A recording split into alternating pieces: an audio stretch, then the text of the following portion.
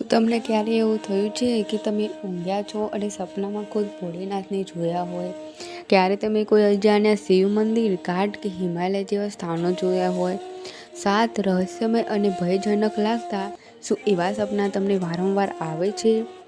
તો મિત્રો, આવી અનુભૂતિ માત્ર સપનામાં નથી જોવા મળતી, એ તમારા ભવિષ્ય, તમારા કર્મો અને ભક્તિ સાથે જોડાયેલું હોય છે. આવી વાત સાંભળીને શાંતિ પણ થાય છે, પણ ડર પણ લાગે છે. તો આજે જાણીશું એ રહસ્ય જે શાસ્ત્રોમાં લખાયું છે અને આપણા સૌના જીવન સાથે સીધું જોડાયેલું છે.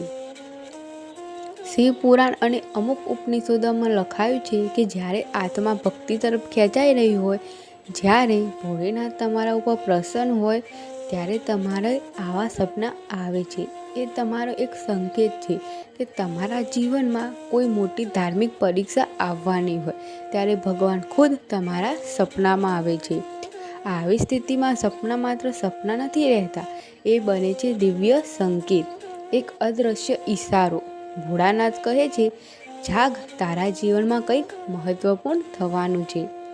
તો આપણે બધા એમ વિચારીએ કે પછી સ્વપ્નદોષ એટલે શું? તો જાણીએ મિત્ર આપણે સ્વપ્નદોષ વિશે.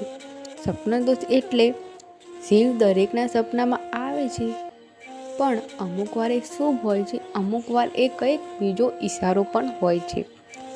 અમુક સપના એ પણ બતાવે છે કે તમારા કેટલાક કર્મો અધૂરા છે, ભોળેનાથ તમારાથી ગુસ્સામાં છે, અથવા તમે કોઈ ભૂલવશ કોઈ ધાર્મિક નિયમ તોડ્યો છે. તો એવા દુઃખદ સપનામાં તેઓ ચૂપ હોય છે, તમારી અવગણના કરે છે.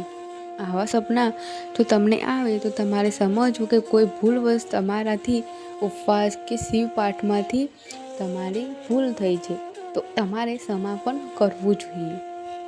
તો હવે જાણીશું કેવી રીતના ઓળખશો શું સંકેત છે અને શું દોષ.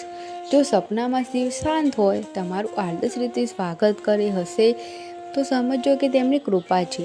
પણ જો તે ક્રોધિત હોય, તમારી અવગણના કરે, તમને દર્શન ના આપે, તો સમજો કે તમારા કોઈ ભૂલ કે તમારા પાપનો કોઈ શેષ છે. જો વારંવાર આવું થાય તો તમારા જીવનમાં મહાન સમસ્યા આવવાની શક્યતા છે.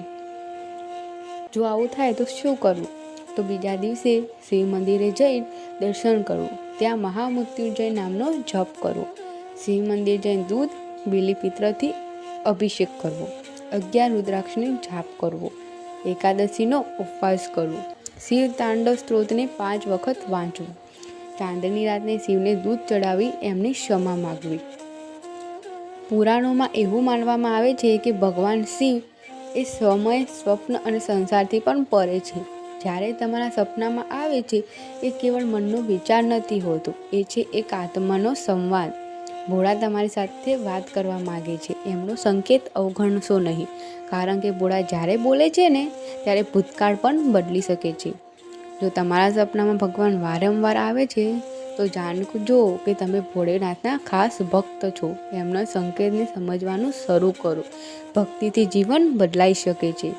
સ્વપ્નદોષ કે સંકેત બંનેમાં ભોળાની મહેરબાની છે. તમારું હૃદય ખુલ્લું રાખો અને દરેક સપનામાં સંદેશો શોધો અને અમારી આ ભક્તિ યાત્રામાં જોડાઈ જાઓ. તો બોલો જય ભોળેનાથ, અને કમેન્ટમાં જય ભોળેનાથ લખવાનું ભૂલતા નહીં.